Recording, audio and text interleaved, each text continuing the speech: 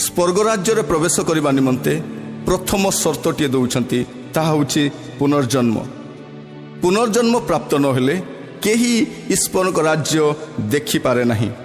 प्रिय बंधु, पुनर्जन्म आपण जदि जन्म हुवंती आपण भारतर नागरिक बा अन्य कोनोसी देशर नागरिक होई पारंती, किंतु पुनर्जन्म प्राप्त नहेले आपण ईश्वर राज्यर अधिकारी होई पारिबे नाही। ईश्वर राज्य जीवा निमंते आपण को पुनर्जन्म प्राप्त होबाक पड़िबो।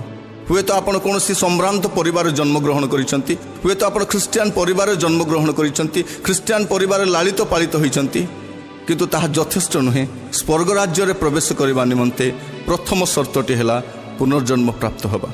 यही कथाटी प्रभु कहारी को कहते जदि आपण एक पदर देखिए जोहन 3 पर्व 1 पद लिखा जाए। फारुसी मानक मध्यरे निकोदेम नामक जड़े व्यक्ति थिले, से जिहुदी मानक जड़े नेता। एठार आम देखुछु जे निकोदेम यीशु निकट को आसुछंती आ प्रभु यीशु ख्रीष्ट निकोदेम को यही कथा कहउछंती जे तुमे पुनर्जन्म नहेले ईश्वर राज्य देखि न पार। यीशु जदि समीरणीय स्त्री को कही थांते, जक्ष को कही थांते, व्यभिचार दोषरे धरा पड़िथिबा से स्त्री लोक को कही थांते, आमे भाबी थांतु प्रभु ठीक लोक को कहिसंती। किंतु प्रभु यीशु ख्रीष्ट एही स्थान रे निकोदेम को कहउछंती जे जने जिहुदी मानकर नेता थिले, जे शास्त्र को पालन करुथिले, एपरि जने व्यक्ति को सुधा प्रभु कहउछंती तुमे मन परिवर्तन न कले कौन सी प्रकार स्वर्ग रे प्रवेश करि पारिबो नाही। निकोदेम जे जिहुदी मानकर जने नेता थिले एवं फारुसी थिले। प्रिय बंधु, फारुसी माने से माने जो माने मसांकर लिखित एवं कथित व्यवस्था को अक्षरे अक्षरे पालन करुथिले। मसा से मानकु 613टी पालनीय विधि देइथिले। जो पालनीय विधि गुड़िक संपूर्ण भाव में पालन करुवा जड़े व्यक्ति होउछंती निकोदेम।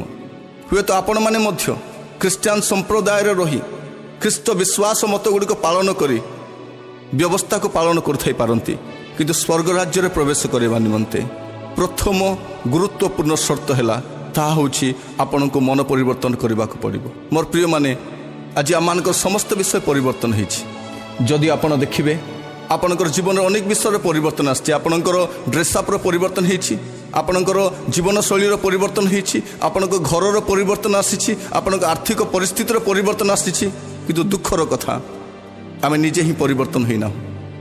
स्वर्ग राज्य प्रवेश करने निमंते यीशु ख्रीष्ट प्रथम गुरुत्वपूर्ण शर्त आपण को सम्मुख रखती, ताहा होछि आपण को पुनर्जन्म प्राप्त होबाक पड़िबो। यही जन्म हुए तो आप जगतर समस्त सुख सुविधा को उपभोग करें, किंतु स्वर्ग राज्य प्रवेश करने निमंते सबुठारु गुरुत्वपूर्ण शर्त ताहा होछि मन परिवर्तन।